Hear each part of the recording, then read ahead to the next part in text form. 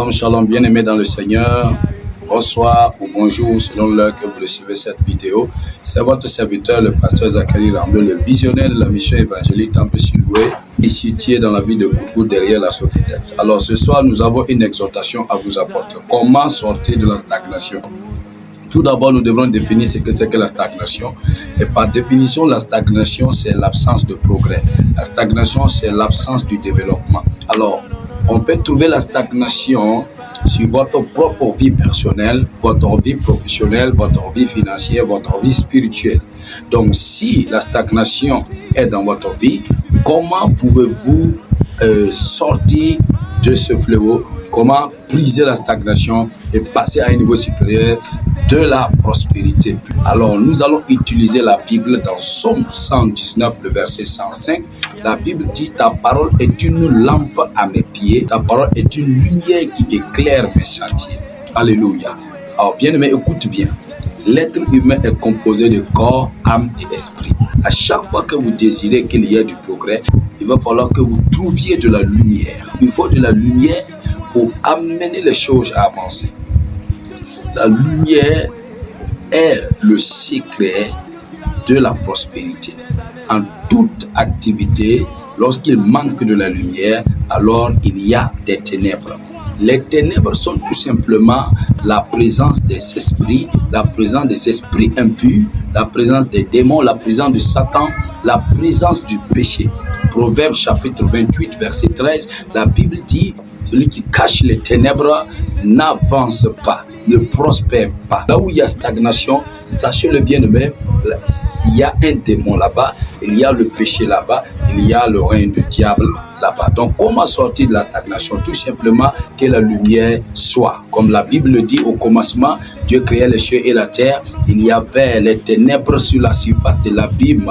L'Esprit de Dieu mouvait au-dessus des eaux. Et la Bible dit que Dieu va commencer à créer d'abord la lumière. Que la lumière soit et la lumière fut. Bien-aimés dans le Seigneur, si nous voulons quitter la stagnation, nous devrons amener la lumière dans tout ce que nous faisons. Tu n'arrives plus à prier, mes activités n'avancent plus, ma vie professionnelle recule, ma propre vie, ça n'avance plus. Oui, ça ne peut pas avancer si les ténèbres ont pris place dans votre vie, si les ténèbres ont eu de la place dans votre cœur, si les ténèbres ont eu de la place dans votre activité, alors oubliez la prospérité. La prospérité ne pourra pas se faire dans les ténèbres.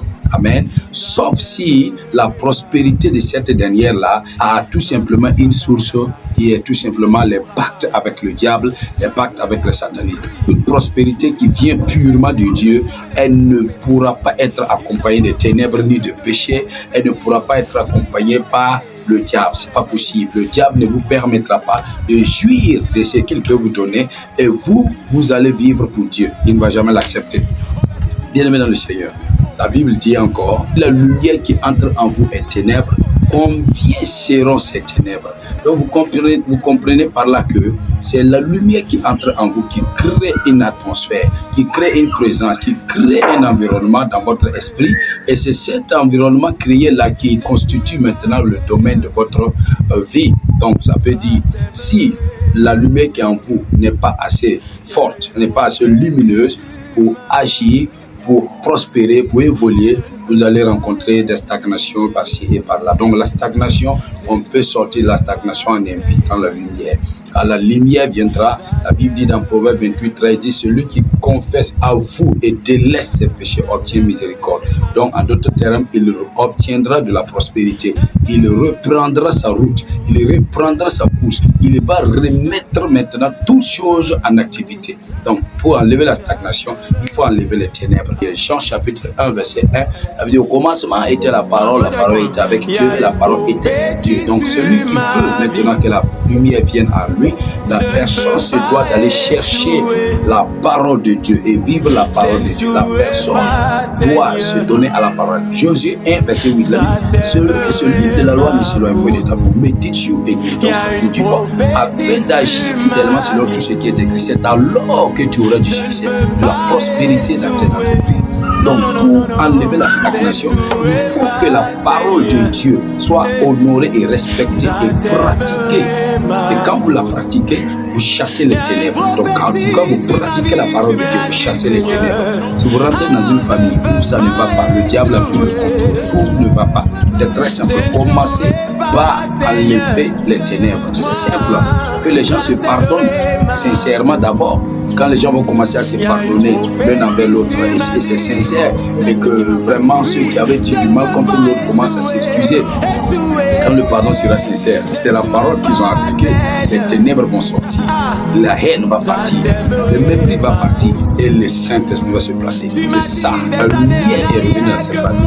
Et vous allez voir désormais, les œuvres vont prospérer, il y aura la vie, il y aura la longévité, il y aura la santé, les anges de Dieu visiteront cette maison, cette entreprise, même votre vie spirituelle, vous en avez besoin.